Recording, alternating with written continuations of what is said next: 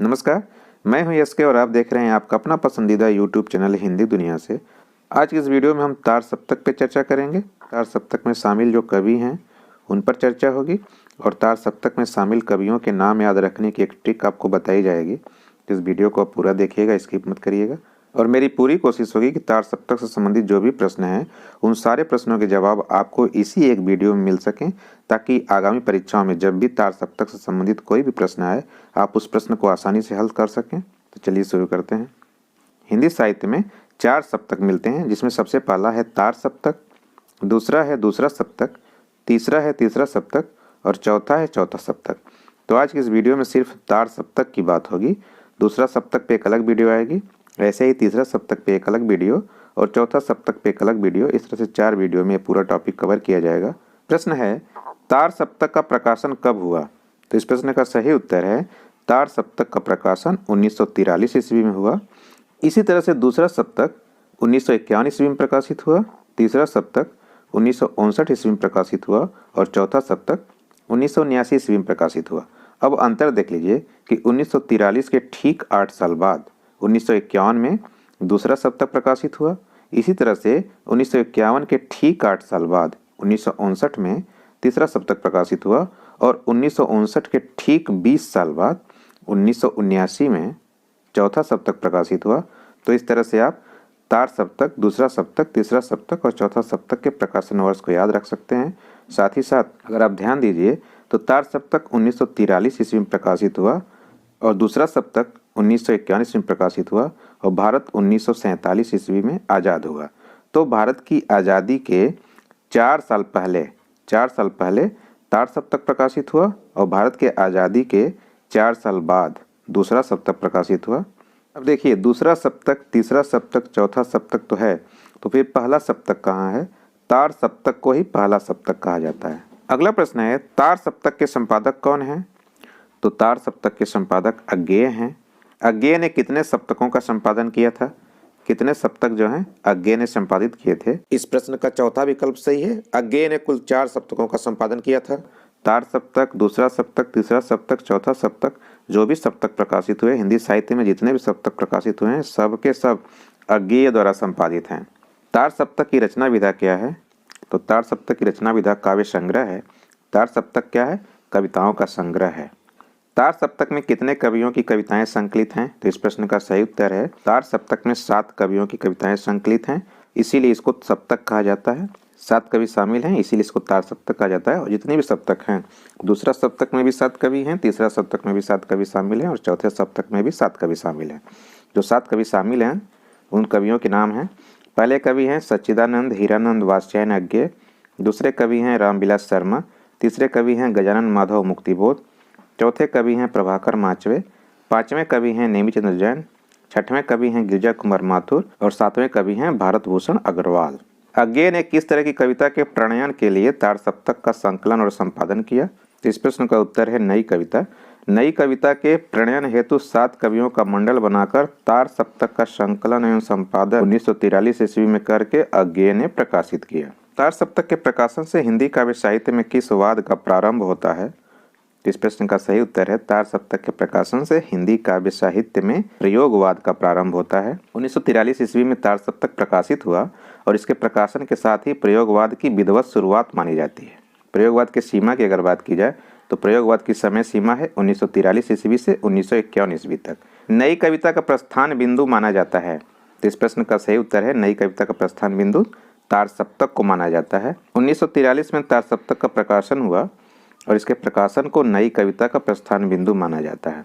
1951 ईस्वी में अज्ञेय ने दूसरा सप्तक प्रकाशित किया और यहीं से प्रयोगवाद नई कविता में रूपांतरित हो गया। 1951 में अज्ञेय ने जब दूसरा सप्तक प्रकाशित किया तो जो प्रयोगवाद 1943 में तार सप्तक के प्रकाशन से शुरू हुआ था, 1951 आते आते वही प्रयोगवाद नई कविता में रूपांतरित हो गया। हालांकि कुछ इतिहासकार डॉक्टर जगदीश चंद्र गुप्त और श्री राम स्वरूप चतुर्वेदी की 1954 ईस्वी में प्रकाशित पत्रिका नई कविता से नई कविता आंदोलन की शुरुआत मानते हैं, लेकिन वास्तव में नई कविता की शुरुआत 1951 ईस्वी में हो गई थी। नई कविता जो है वह 6ठे दशक की कविता है और नई कविता नाम किसने दिया है? तो नई कविता नाम अज्ञेय ने दिया है। तार सप्तक का प्रकाशन किसने किया? तो इस प्रश्न का उत्तर है तार सप्तक का प्रकाशन भारतीय ज्ञानपीठ ने किया। भारतीय ज्ञानपीठ न्यास भारत में साहित्य संबंधी गतिविधियों के संवर्धन और संरक्षण के लिए कार्यरत सबसे प्रमुख और प्रतिष्ठित संस्थान है। श्रीमती रमा जैन और श्री साहू शांति प्रसाद जैन द्वारा 1961 ईस्वी में संस्थापित यह संस्थान साहित्यिक पुस्तकें प्रकाशित करता है तथा ज्ञानपीठ पुरस्कार और मूर्ति देवी पुरस्कार नामक 2 पुरस्कार प्रदान करता है। भारतीय ज्ञानपीठ पुरस्कार की स्थापना कब हुई? तो इसकी स्थापना 1965 ईस्वी में हुई, जो भारत का साहित्य का सर्वोच्च पुरस्कार है। भारत का साहित्य का सर्वोच्च पुरस्कार कौन है? ज्ञानपीठ पुरस्कार है। और इसकी स्थापना कब हुई थी? तो 1965 ईस्वी में इसकी स्थापना हुई थी। और 1965 ईस्वी में पहला ज्ञानपीठ पुरस्कार मलयालम भाषा के प्रसिद्ध साहित्यकार जी शंकर कुरूप को दिया गया था। और अगर हिंदी की बात की जाए कि ज्ञानपीठ पुरस्कार से सम्मानित पहले हिंदी साहित्यकार कौन हैं, तो सुमित्रा नंदन पंत ज्ञानपीठ पुरस्कार पाने वाले हिंदी के पहले साहित्यकार हैं। इनको 1968 ईस्वी में इनके काव्य संग्रह चिदम्बरा के लिए ज्ञानपीठ पुरस्कार से सम्मानित किया गया था। चिदम्बरा क्या है? चिदम्बरा एक काव्य संग्रह है जिसका प्रकाशन 1958 ईस्वी में हुआ था और इस काव्य संग्रह के लिए सुमित्रा नंदन पंत को 1968 ईस्वी में भारतीय ज्ञानपीठ पुरस्कार से सम्मानित किया गया था। तो यह हिंदी के पहले साहित्यकार हैं जिनको भारतीय ज्ञानपीठ पुरस्कार मिला है। संविधान की 8वीं अनुसूची में बताई गई 22 भाषाओं में से किसी भी भाषा में लिखने वाले भारतीय को भारतीय ज्ञानपीठ पुरस्कार दिया जाता है। हिंदी साहित्य में किस सप्तक के प्रकाशन से आधुनिक संवेदना का सूत्रपात माना जाता है? इस प्रश्न का सही उत्तर है तार सप्तक के प्रकाशन से हिंदी साहित्य में आधुनिक संवेदना का सूत्रपात माना जाता है। अगला प्रश्न है तार सप्तक के पहले कवि हैं? तो इस प्रश्न का सही उत्तर है मुक्तिबोध तार सप्तक के पहले कवि हैं। तार सप्तक में जो 7 कवि शामिल हैं उनमें से सबसे पहले स्थान पे मुक्तिबोध की कविता छपी है, उसके बाद बाकी लोगों की कविता छपी है। तो यह एक प्रश्न है कि तार सप्तक के पहले कवि कौन है? तो इस प्रश्न का उत्तर है मुक्तिबोध। तार सप्तक मूलतः किस कवि के दिमाग की उपज मानी जाती है?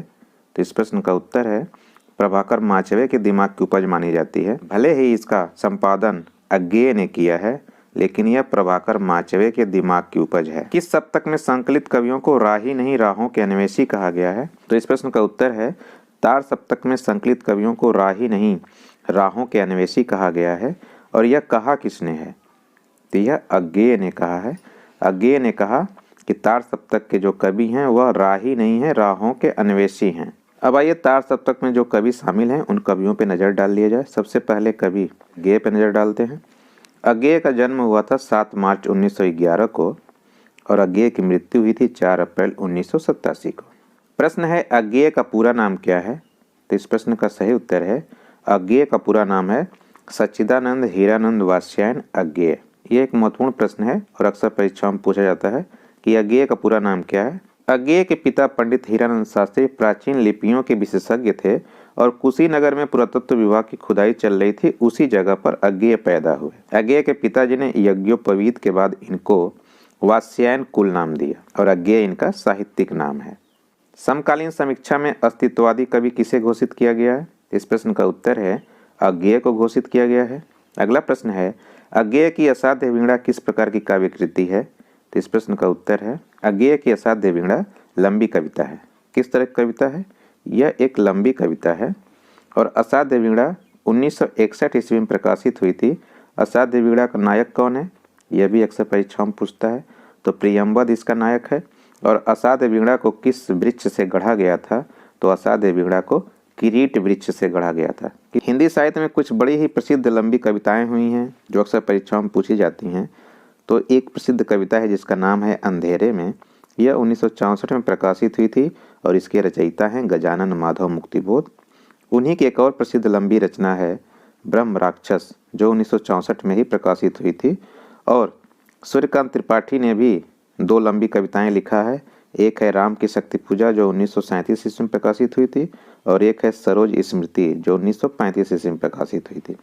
तो कुल मिला के यहाँ पे 5 लंबी कविताएं हैं जो अक्सर परीक्षाओं में पूछी जाती हैं। असाध्य वीणा, अंधेरे में, ब्रह्म राक्षस, राम की शक्ति पूजा और सरोज स्मृति। इन 5 कविताओं का नाम आप लोग याद कर लीजिए, अक्सर परीक्षाओं में पूछी जाती हैं। अज्ञेय की पत्नी थी कपिला वात्स्यायन। अब अज्ञेय की जो मुख्य रचनाएं हैं उनको देख लेते हैं। इनके काव्य संग्रह हैं। इनका सबसे पहला काव्य संग्रह है भग्नदूत। भग्नदूत 1933 में प्रकाशित काव्य संग्रह है। वीपथगा 1937 में प्रकाशित काव्य संग्रह है। इत्तलम इनका एक प्रसिद्ध काव्य संग्रह है जो 1946 में प्रकाशित हुआ था। हरी घास पर क्षण भर यह 1949 ईस्वी में प्रकाशित हुआ था। बावरा अहेरी यह 1954 ईस्वी में प्रकाशित हुआ था। इंद्रधनु रौदे हुए यह 1957 में प्रकाशित हुआ था। अरि ओ करुणा प्रभामय यह 1959 ईस्वी में प्रकाशित हुआ था। और आंगन के पार द्वार यह 1961 ईस्वी में प्रकाशित हुआ था। अज्ञेय की जो प्रथम काव्य कृति है उसका नाम है भग्नदूत, यह 1933 में प्रकाशित हुई थी। इसको आप लोग याद रखिएगा। अन्य जो काव्य संग्रह हैं, कितनी नावों में कितनी बार, यह 1967 में। क्योंकि मैं उसे जानता हूँ, यह 1970 में। सागर मुद्रा यह भी 1970 में। पहले मैं सन्नाटा बुनता हूँ यह 1974 में। और महावृक्ष के नीचे 1977 में। और नदी की बांक पर छाया यह 1981 में प्रकाशित हुआ। अज्ञेय के जो प्रसिद्ध कहानी संग्रह हैं उसमें है विपथगा 1937 में, परंपरा 1944 में, कोठरी की बात 1945 में, शरणार्थी 1948 में, जयदोल 1951 में प्रकाशित हुए। अज्ञेय के जो प्रसिद्ध उपन्यास हैं उसमें है शेखर एक जीवनी, यह 2 भागों में प्रकाशित हुई है। प्रथम भाग जिसका नाम उत्थान है 1941 ईस्वी में, और द्वितीय भाग जिसका नाम संघर्ष है 1944 ईस्वी में प्रकाशित हुआ है। यह इनकी एक बहुत ही महत्वपूर्ण रचना है। अक्सर परीक्षाओं में पूछी जाती है कि शेखर एक जीवनी के लेखक कौन हैं, तो इसके लेखक हैं अज्ञेय। इनका अन्य प्रसिद्ध उपन्यास जो है वह है नदी के द्वीप, यह 1951 में प्रकाशित हुआ था। और अपने अपने अजनबी यह 1961 ईस्वी में प्रकाशित उपन्यास है।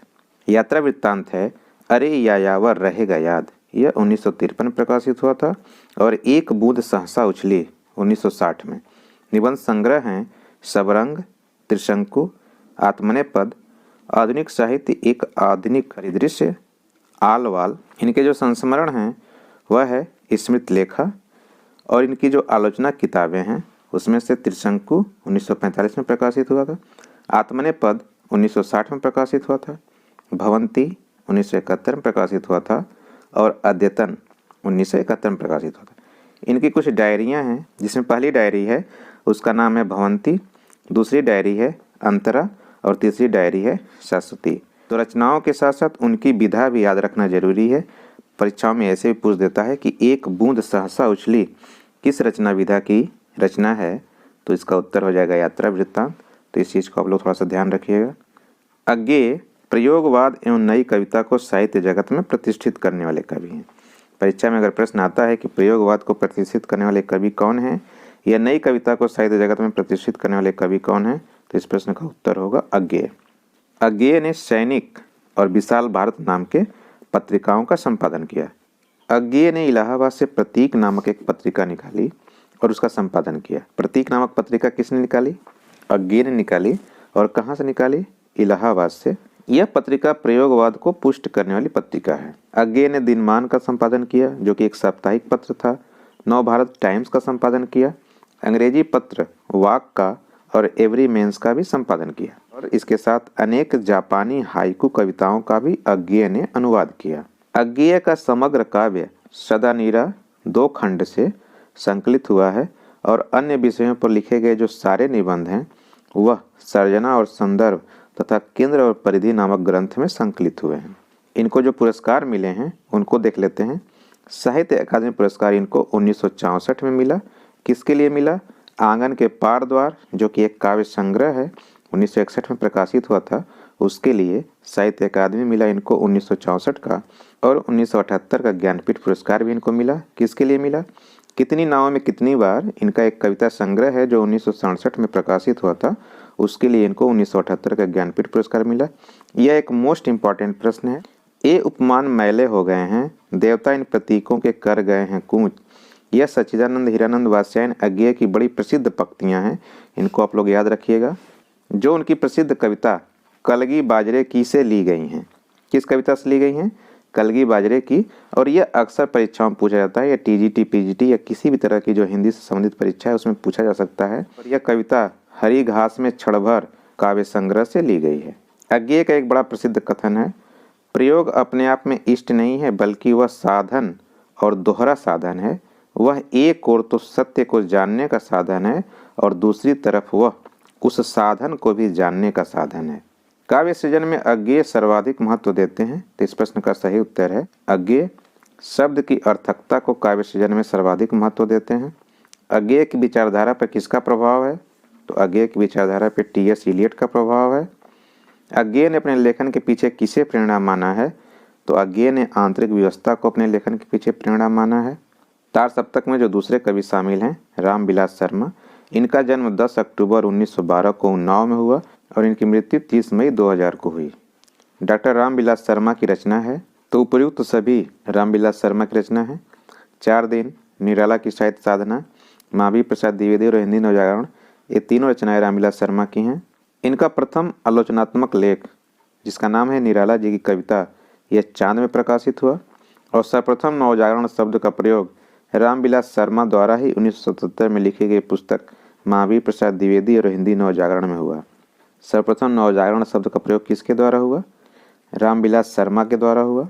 इनकी साहित्यिक आलोचना किताबें निम्नवत हैं: प्रेमचंद 1941 में प्रकाशित, निराला 1946 में प्रकाशित, प्रगति और परंपरा 1949 में प्रकाशित, संस्कृति और साहित्य 1949 में, प्रेमचंद और उनका युग 1952, साहित्य अस्थायी मूल्य और मूल्यांकन 1968 में प्रकाशित, भारतेंदु युग और हिंदी भाषा की विकास परंपरा 1975 में प्रकाशित, भारतेंदु हरिश्चंद्र और हिंदी नवजागरण की समस्याएं 1985 में प्रकाशित, 4 दिन, इनका उपन्यास है, 1936 में प्रकाशित हुआ था, पाप के पुजारी नाटक है, 1936 में प्रकाशित हुआ था, सदियों के सोए जाग उठे कविताएं हैं, 1988 में प्रकाशित हुआ था, रूप तरंग कविता संग्रह है, 1956 में प्रकाशित हुआ था, अपनी धरती अपने लोग, यह इनकी आत्मकथा है जो 3 खंडों में प्रकाशित हुई, इसका प्रकाशन 1996 में हुआ, और अत्र कुशलम तत्रास्तु अमृतलाल नागर से पत्र व्यवहार,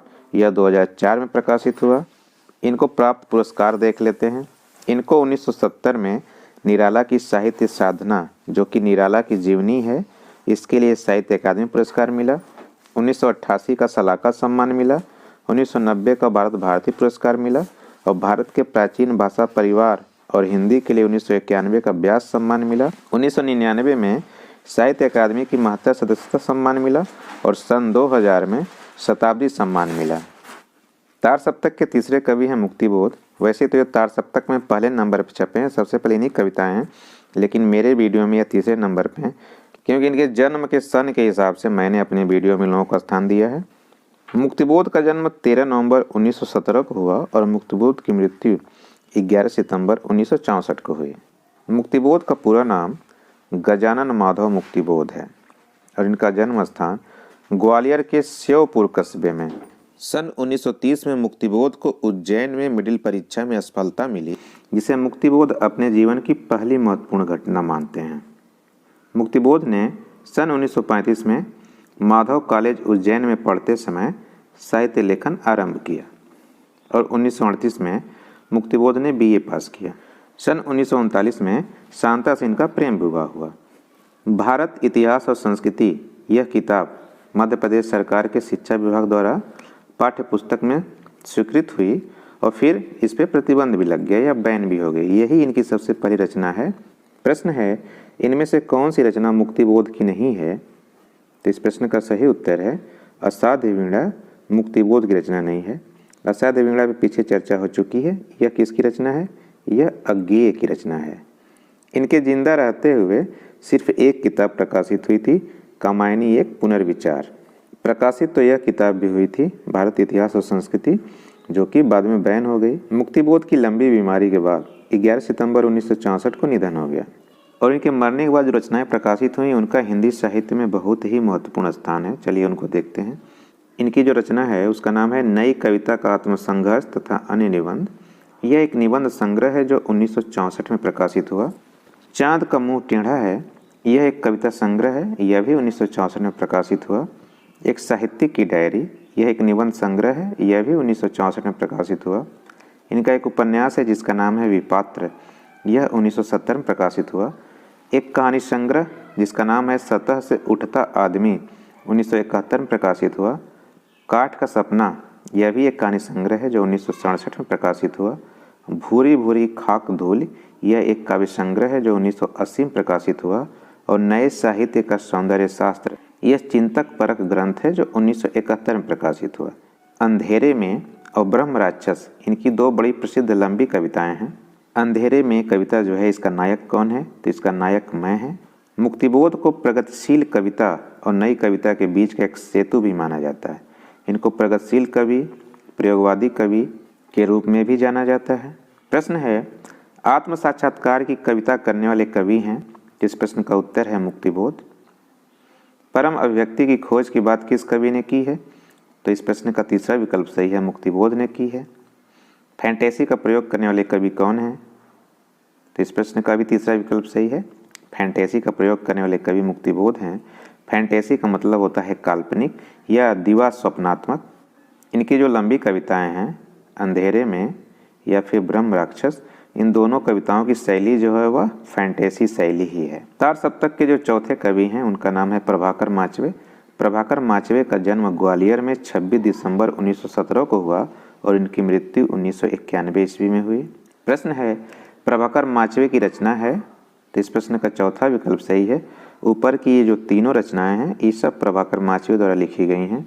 स्वप्नभंग, अनुक्षण, तेल की पकौड़ियाँ, विश्वकर्मा काव्य संग्रह है, खरगोश के सींग व्यंग संग्रह है, एक कुत्ते की डायरी व्यंग है। यह सब इनकी रचनाएं हैं। प्रभाकर माचवे ने 1936 में जैनेन्द्र के विचार नाम से उनके पत्रों का संपादन भी किया है। प्रभाकर माचवे इंदौर से प्रकाशित होने वाली चौथा संसार नामक पत्रिका के संस्थापक और संपादक थे। प्रभाकर माचवे को जो पुरस्कार मिले हैं उसमें सोवियत लैंड नेहरू पुरस्कार, उत्तर प्रदेश हिंदी संस्थान का सम्मान और 1989 में सुब्रमण्यम भारती पुरस्कार शामिल है। तार सप्तक के जो पांचवें कवि हैं उनका नाम है नेमी चंद्र जैन। इनका जन्म आगरा में 16 अगस्त 1919 को हुआ था और इनकी मृत्यु 24 मार्च 2005 को हुई थी। प्रश्न है, नेमी चंद्र जैन की रचना नहीं है? इस प्रश्न का सही उत्तर है एक कुत्ते की डायरी। इस प्रश्न का चौथा विकल्प सही है। एक कुत्ते की डायरी नेमी चंद्र जैन की रचना नहीं है। एकांत, अचानक हम फिर, अधूरे साक्षात्कार नेमी चंद्र जैन की रचना है। इनकी जो प्रमुख रचनाएं हैं उसमें जो आलोचना की प्रमुख पुस्तकें हैं, अधूरे साक्षात्कार, रंग दर्शन, जनांतिक, बदलते परिप्रेक्ष्य, रंग परंपरा, दृश्य दृश्य, भारतीय नाट्य परंपरा। इन्होंने मुक्तिबोध रचनावली और मोहन राकेश के संपूर्ण नाटक नामक पुस्तकों का संपादन भी किया। इनकी एक रचना है जिसका नाम है मेरे साक्षात्कार। यह इनके संघर्षों और उनके निर्द्वंद्व विचारों का प्रामाणिक साक्ष्य है। मेरे साक्षात्कार किसने लिखा है? यह नेमी चंद्र जैन की रचना है। 1965 से निकलने वाली रंगमंच की विख्यात त्रैमासिक पत्रिका नट रंग के संस्थापक संपादक रहे। प्रश्न है, नट रंग के संस्थापक संपादक कौन थे? तो इसका उत्तर है नेमी चंद्र जैन। उज्जैन के सुजालपुर में स्थित शारदा शिक्षा सदन में यह नारायण विष्णु जोशी और गजानन माधव मुक्तिबोध के साथ अध्यापन कार्य भी किए और मुक्तिबोध रचनावली जो 6 खंडों में है 1980 में प्रकाशित हुई थी, उसका इन्होंने संपादन भी किया था। इनको कौन कौन से पुरस्कार मिले थे? तो 2003 में इनको पद्मश्री सम्मान से सम्मानित किया गया, संगीत नाटक अकादमी द्वारा राष्ट्रीय सम्मान से सम्मानित किया गया और दिल्ली हिंदी अकादमी का सलाहकार सम्मान भी दिया गया। अब एक खास बात जान लीजिए, नेमी चंद्र जैन तार सप्तक के शेष 3 में गिने जाते हैं। इस शेष 3 में कौन कौन लोग हैं? रामविलास शर्मा हैं, प्रभाकर माचवे हैं और नेमी चंद्र जैन हैं। शेष 3 में क्यों गिने जाते हैं? क्योंकि इन्होंने कविता की ओर अग्रसर होने की बजाय आलोचना और अनुशीलन की राह पकड़ ली। भले ही तार सप्तक में इनकी कविताएं शामिल हैं, लेकिन बाद में इन्होंने आलोचना और अनुशीलन की राह पकड़ ली। तार सप्तक के 6वें कवि हैं गिरिजा कुमार माथुर। इनका जन्म 22 अगस्त 1919 को हुआ और इनकी मृत्यु 10 जनवरी 1994 को हुई। प्रश्न है, गिरिजा कुमार माथुर को साहित्य अकादमी पुरस्कार किस कविता संग्रह के लिए मिला? तो इस प्रश्न का चौथा विकल्प सही है, मैं वक्त के हूँ सामने। इसके लिए इनको 1991 का साहित्य अकादमी पुरस्कार मिला और इसी कविता संग्रह के लिए 1993 में के बिरला फाउंडेशन द्वारा दिया जाने वाला प्रतिष्ठित व्यास सम्मान भी मिला। गिरिजा कुमार की काव्यात्मक शुरुआत 1934 में ब्रज भाषा के परंपरागत कविता सवैया लेखन से शुरू हुई, लेकिन बाद में खड़ी बोली हिंदी में लिखने लगे। गिरिजा कुमार माथुर के जो काव्य संग्रह हैं, मंजीर 1941 में प्रकाशित हुआ, यह इनका प्रथम काव्य संग्रह है। नाश और निर्माण, धूप के धान, शिला पंख चमकीले, जो बंध नहीं सका, तार सप्तक में संग्रहित कविता, भीतरी नदी की यात्रा, छाया छूना मन, साक्षी रहे वर्तमान, पृथ्वी कल्प, मैं वक्त के हूँ सामने और इनकी आत्मकथा है मुझे और अभी कहना है, और आलोचना की जो किताब है उसका नाम है नई कविता सीमाएं और संभावनाएं। मंजीर, नाश और निर्माण, धूप के धान, शिला पंख चमकीले, मैं वक्त के हूँ सामने। ये बहुत ही महत्वपूर्ण रचनाएं हैं और अक्सर परीक्षाओं में पूछी जाती हैं। एक इम्पोर्टेंट तथ्य यहाँ पे जान लीजिए, गिरिजा कुमार माथुर का 1940 में शकुंत माथुर से विवाह हुआ। विवाह होना इम्पोर्टेंट तथ्य नहीं है, तथ्य ये है कि अज्ञेय द्वारा संपादित दूसरा सप्तक जो 1951 में प्रकाशित हुआ, यह उसमें शामिल थी। यह सप्तक की पहली कवित्री हैं। तार सप्तक में कोई भी कवित्री शामिल नहीं है, लेकिन दूसरा सप्तक में शकुंत माथुर शामिल हैं, जो कि दूसरा सप्तक की पहली कवित्री थी और यह गिरिजा कुमार माथुर की पत्नी थी। तो इस तरह से पति पत्नी का जोड़ा जो सप्तक में शामिल है, गिरिजा कुमार माथुर और शकुंत माथुर का है। गिरिजा कुमार माथुर ने भारतीय सांस्कृतिक संबंध परिषद की साहित्यिक पत्रिका गगनांचल का संपादन किया। गगनांचल के संपादक कौन थे? गिरिजा कुमार माथुर थे। इसके साथ ही गिरिजा कुमार माथुर ने वी शैल ओवरकम, एक अंग्रेजी गाना है, उसका भावांतर किया, जो हम होंगे कामयाब समूह गान के रूप में अत्यंत लोकप्रिय है। तार सप्तक के 7वें कवि हैं भारत भूषण अग्रवाल। इनका जन्म 3 अगस्त 1919 को मथुरा में हुआ और इनकी मृत्यु 23 जून 1975 को हुई। प्रश्न है, भारत भूषण अग्रवाल का पहला काव्य संग्रह है। तो इस प्रश्न का पहला विकल्प सही है।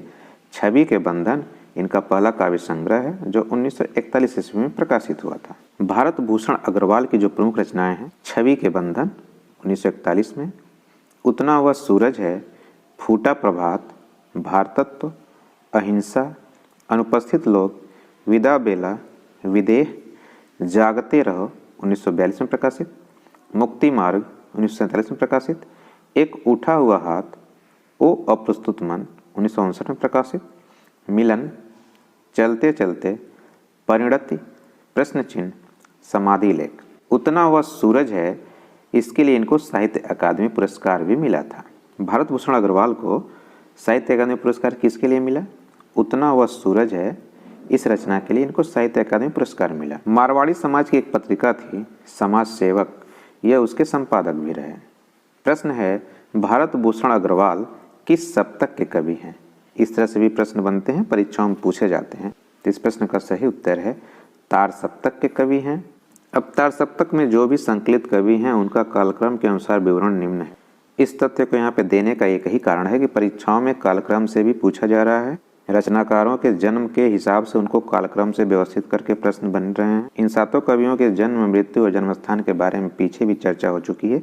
यहाँ पे सिर्फ एक साथ में दिया गया है ताकि इससे आप लोग समझ सकें कि इन 7 कवियों में जो सबसे ज्येष्ठ थे वह कौन थे? अज्ञेय थे। अज्ञेय सबसे ज्येष्ठ थे। उनके बाद रामविलास शर्मा का जन्म हुआ, फिर गजानन माधव मुक्तिबोध का जन्म हुआ, फिर प्रभाकर माचवे बलवंत या प्रभाकर बलवंत माचवे का जन्म हुआ, फिर नेमिचंद्र जैन का, गिरिजा कुमार माथुर का 1919 में जन्म हुआ और भारत भूषण अग्रवाल इनका भी 1919 में जन्म हुआ। अब आइए इनका नाम याद करने का एक ट्रिक देख लेते हैं। तार सप्तक में जो कवि शामिल हैं उनके नाम को याद रखने का और कालक्रम से याद रखने का एक ट्रिक है, आराम माने गिरजा भार। जो आपके सर पे भार है वो अगर गिर जाए, हट जाए, तो आपको क्या मिल जाएगा? आराम मिल जाएगा। तो ये एक शॉर्ट ट्रिक है। आराम माने गिरजा भार। अज्ञेय के लिए है, रामविलास शर्मा के लिए है, मुक्तिबोध के लिए है, माचवे के लिए है, नेमिचंद्र जैन के लिए है, गिरिजा कुमार माथुर के लिए है और भारत भूषण अग्रवाल के लिए है। तो इस एक शॉर्ट ट्रिक से आप तार सप्तक के 7 कवियों के नाम उनके जन्म के काल क्रम से याद रख सकते हैं। ट्रिक से कालक्रम से याद करना इसलिए जरूरी है क्योंकि कालक्रम से संबंधित प्रश्न भी बनते हैं। अब ऐसे भी प्रश्न बनते हैं, तार सप्तक में संकलित कवि हैं, 4 कवियों के नाम दिया रहेगा और उसमें से चुनना रहेगा कि कौन सा कवि तार सप्तक में सम्मिलित है। तो इस प्रश्न का तीसरा विकल्प सही है, मुक्तिबोध तार सप्तक में संकलित कवि हैं। ऐसे भी प्रश्न बनते हैं, तार सप्तक में संकलित कवि नहीं हैं, 4 कवियों के नाम हैं, जो नहीं शामिल हैं उनको चुनना है। तो इस प्रश्न का दूसरा विकल्प सही है, शमशेर बहादुर सिंह तार सप्तक में संकलित कवि नहीं है। शमशेर बहादुर सिंह दूसरा सप्तक जो कि 1951 में प्रकाशित हुआ था उसमें संकलित कवि हैं। अब एक प्रश्न आपके लिए, इस प्रश्न का उत्तर आप कमेंट बॉक्स में दीजिए। प्रयोगवादी कवि हैं, इस तरह से भी प्रश्न बनते हैं। 4 विकल्प है, इसमें से आपको चुनना है कि इसमें से कौन प्रयोगवादी कवि है। जो प्रयोगवादी कवि रहेंगे वही इस प्रश्न का सही उत्तर होगा। तो दोस्तों उम्मीद है वीडियो को पसंद आई होगी। अगर वीडियो को पसंद आई है तो लाइक करिए, शेयर करिए, कमेंट करिए। और अगर आप हमारे चैनल पर नए हैं तो प्लीज़ हमारे चैनल को सब्सक्राइब करिए। चैनल को सब्सक्राइब करने के बाद बेल नोटिफिकेशन को ऑन करना मत भूलिएगा, ताकि जब न्यू वीडियो अपलोड हो तो उसका नोटिफिकेशन आपको तुरंत मिले। अपना कीमती समय निकाल करके इस वीडियो को देखने के लिए धन्यवाद। आपका दिन शुभ हो। मिलते हैं अगले वीडियो में। नमस्कार, बाय बाय।